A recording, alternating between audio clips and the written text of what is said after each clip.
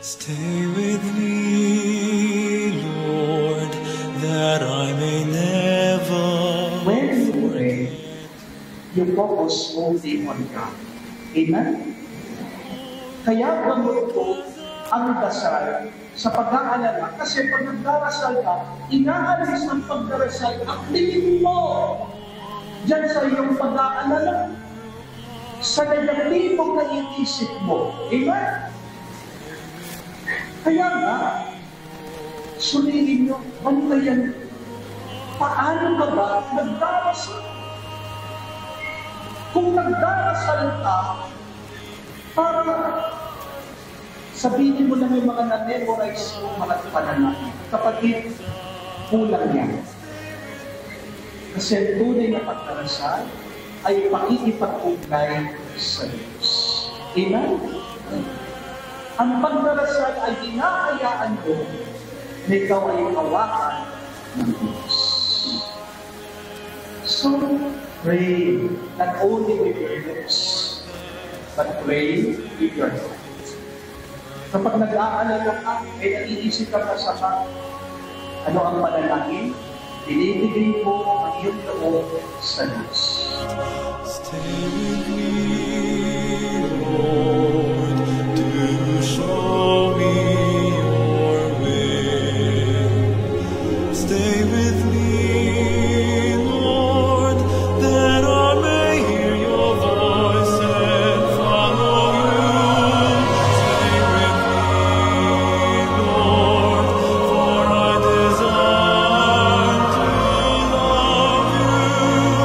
Stay with me, Lord, if you At sinasabi mo, Panginoon, ibigay mo naman ang puso mo sa akin para ako'y maging payapa, para ako'y maging masaya. Amen? But secondly, ang payo mo ni Panginoon pag ikaw ay nag-aalala is to hold.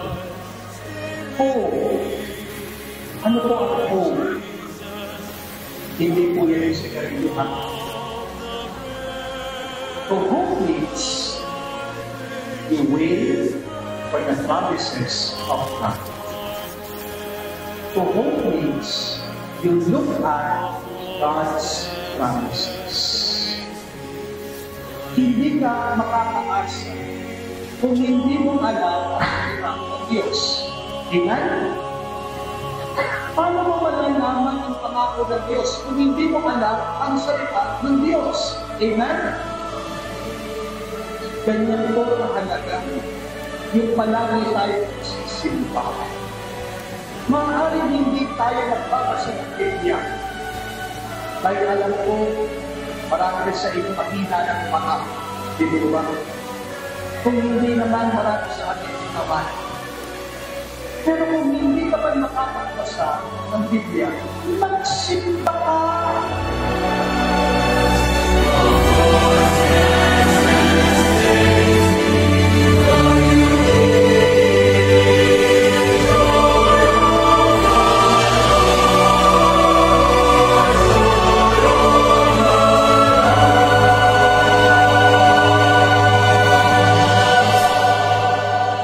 The unique joy of my heart.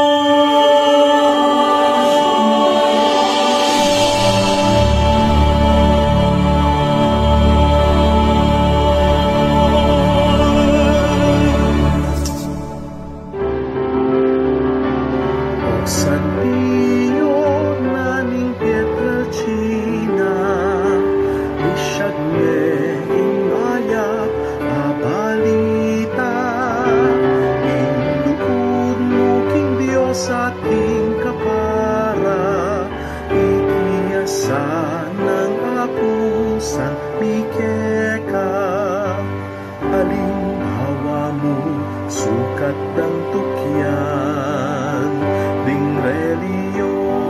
seryoso at kaparian, kingkalukan mo at kakamituan, kingkasuiwan mo at kabanalan.